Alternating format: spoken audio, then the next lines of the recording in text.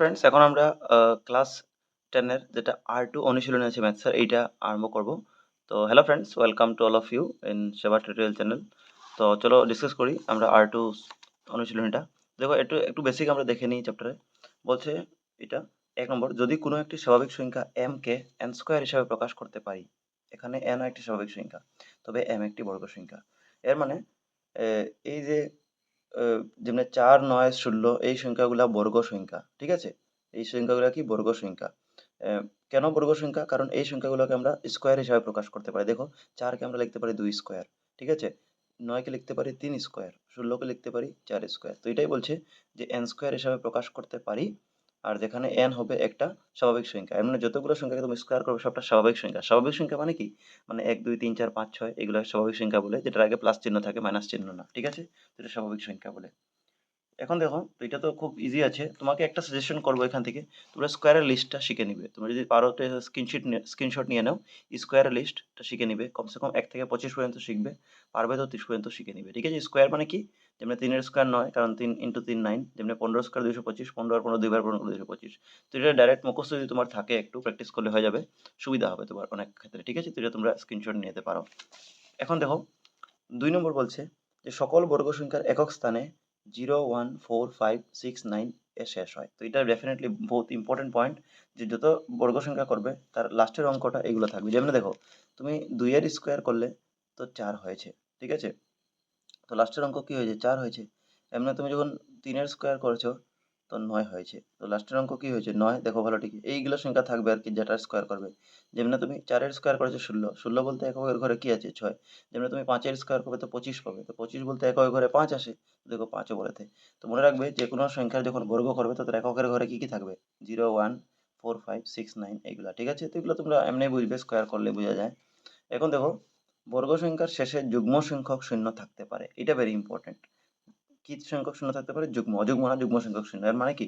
১০ এর স্কয়ার করলাম তো ১০০। তো ১০০ এর মধ্যে কয়টা জিরো আছে? জোড়া জিরো আছে। তো এটাকে যুগ্ম সংখ্যক। যেমন তুমি ৪০০ স্কয়ার করলে, ঠিক আছে? ৪০০ পূরণ ৪০০। তো কয়টা হবে? ২টা জিরো এখানে স্কয়ার করবে তো ৪টা হয়ে যাবে। ৪টা মানে কি? জোড়া আছে। তো যখন জোড়া জোড়া থাকবে জিরো, তো বুঝবে তুমি যে এটা বর্গ সংখ্যা আছে। বর্গ সংখ্যা করলেই জোড়া সংখ্যক জিরো পাবে। ঠিক আছে? যেমন খালি যদি ১০ লিখো, তো এটা কি? একটা জিরো আছে মানে অযুগ্ম। তো ১০ তো কারোর স্কয়ার নাই। আমরা জানি ৯ আছে ৩ এর স্কয়ার। এরপরে ৪ এর স্কয়ার ১৬ হয়। তো ১০ তো কারোর স্কয়ার নাই, এর জন্য এটা অযুগ্ম সংখ্যা। তো যুগ্ম সংখ্যক জোড়া থাকবে মানে শূন্য থাকলে বুঝবে এটা বর্গ সংখ্যা আছে। ঠিক আছে? এরপরে দেখো, বর্গমূল হলো বর্গের বিপরীত প্রক্রিয়া। তোমরা জানোই বর্গমূল চিহ্ন মানে কি? এরকম করে বর্গমূল চিহ্ন লিখে, যেমন আমাকে যদি কেউ বলে যে ৪৯ এটা বর্গমূল কত? তুমি বলবে ৭। কারণ ৭ এর স্কয়ার করলে ৪৯ পাওয়া যায়। ঠিক আছে? তো এরকম উল্টাটা, তোমাকে ৪৯ বর্গমূল বললে ৭ বলবে। আর যদি বলে ৭ এর স্কয়ার বর্গ, তো তুমি বলবে ৪৯। তো বর্গমূল আর বর্গ একটা একটা বিপরীত প্রক্রিয়া, এটাই বলছে বিপরীত প্রক্রিয়া। ঠিক আছে? ৭ এর বর্গ ৪৯, ৪৯ এর বর্গমূল ৭। এখন দেখো, অর্থাৎ a এর বর্গ b হলে b এর বর্গমূল a হবে। ঠিক আছে? a এর যদি বর্গ b হয় তো b এর বর্গমূল a হবে। এখন দেখো, প্রতিটি পূর্ণবর্গ সংখ্যার দুটি বর্গমূল থাকে। তো প্রতিটা পূর্ণবর্গ সংখ্যার, পূর্ণবর্গ কাকে বলে? যেমনি আমি যখন বললাম যে ৪৯ আছে, এটার পূর্ণবর্গ সংখ্যা। ঠিক আছে? কারণ এটার স্কয়ার আছে। তো এটার বর্গমূল ২টা বার হবে। ৪৯ কে যখন বর্গমূল করব তো ২টা বার হবে। মানে 7ই হবে। ঠিক আছে? 7 স্কয়ার। কিন্তু 7টা +7 ও হতে পারে আর -7 ও হতে পারে। তো এই যে রুট আছে, স্কয়ার রুট ইংলিশে বলে, বাংলায় বলে বর্গমূল। এটা ওইদিকে যায়, যখন রুটটা উঠে যায় তখন কি হয়? প্লাস আর মাইনাস ২টা ভ্যালু নিয়ে যায়। তো যেটাই বর্গমূল হবে, ৪৯ এর সাথে আছে, তো +7 -7 ২টা ভ্যালু হয়ে যাবে। এটাই বলছে এরা, যে কোনো একটা সংখ্যার, ঠিক আছে, দুইটা পূর্ণবর্গ সংখ্যার দুটা বর্গমূল থাকে, মনে রাখবে। যেমনে বলছে কি, যে যেমন এই যে বর্গমূল 4 বার রুট ওভার 4 দিয়েছে 2, এখানে -2 হবে না, কোনোদিন +2 হবে, এটা বলছে। মানে বেশিরভাগ ক্ষেত্রে প্লাসই হয়। অবশ্য দুইটা ভ্যালু হয়, কিন্তু আমরা প্লাস ধরি বেশিরভাগ ক্ষেত্রে। এখানে কেবল ধনাত্মক বর্গমূলের কথাই বলা হয়েছে।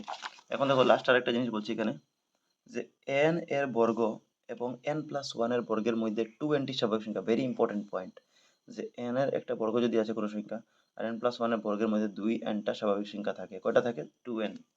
যেমন জিনিসটা এক্সাম্পল দিয়ে বুঝো। n মানে ধরে নাও n এর জায়গায় ন্যাচারাল নাম্বার একটা আছে, প্রাকৃতিক সংখ্যা 11, তার স্কোয়ার। ঠিক আছে? এবং 12 স্কোয়ার। 12, 11 থেকে 1 বাড়ালে 12 হয় না। তো এখানে n এর মান যদি তোমার 11 হয়, nটা n 11 আছে, 11 সঙ্গে 1 যোগ করে কত হবে? 12 হবে। তো n+1 মানে কি? 1 যোগ করে দিয়েছে। মানে লাগালাগি সংখ্যা থাকবে। 11 12 লাগালাগি, যেমন 13 আর 14 লাগালাগি হবে, 15 আর 16 লাগালাগি সংখ্যা থাকতে হবে। তো এর মধ্যে 2n। এখন 2n মানে কি? 2 ইন্টু n। তো 2 n, n মানে যেটা ছোট ধরবে, যেমন 11 12 এর মধ্যে n কি 11 ধরেছো, তো 2 × 11 মানে 11 দুগুনি 22।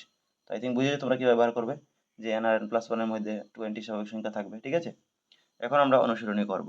তো তোমরা বেসিকটা বুঝে নিয়েছো,